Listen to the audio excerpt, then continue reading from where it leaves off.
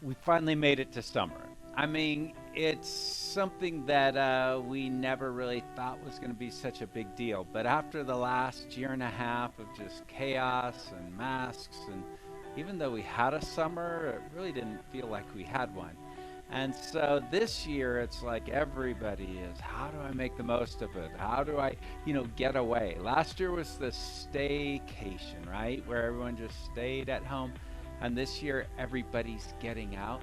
But you start to think of your friends and those relationships, and you're like, oh my gosh, I really miss them, and I haven't seen them for a while. And so sometimes we can end up being like, what would I like to say to them? What's important? And I think of the Apostle Paul as he wrote to the city of Philippi, the church that he planted. He said in chapter 4 of that epistle, he said, starting verse 1, he said, therefore, my dear brothers and sisters, stay true to the Lord. And I just think of that part, and it's like, oh, when you haven't seen someone for a while, what do you want? You want the absolutely best choices and decisions that could ever happen for them.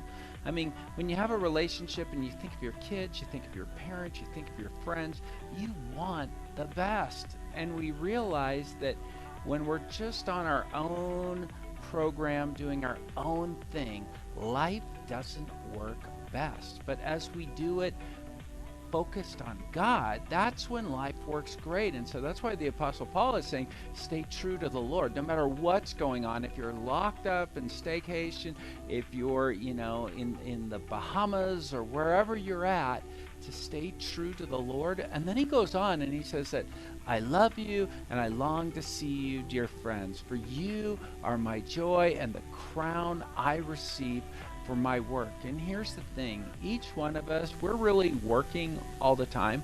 We're moving, we're doing something.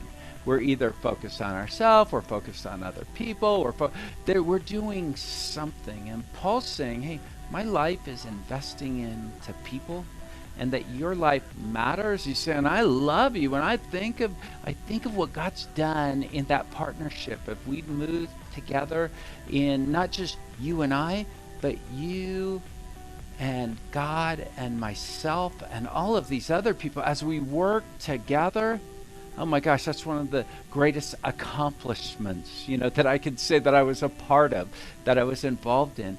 And I just want to encourage you this summer, with all kinds of things going on, to take that time and say, wait a second, what am I investing in? What am I telling people to do? Is it to stay true to the Lord, or just go nuts, go crazy? But if I really care about them, I want them to make the best choices and decisions. And I realize that as we go on this journey together, that those are the best things as we're moving there in Christ. God bless and have an awesome day.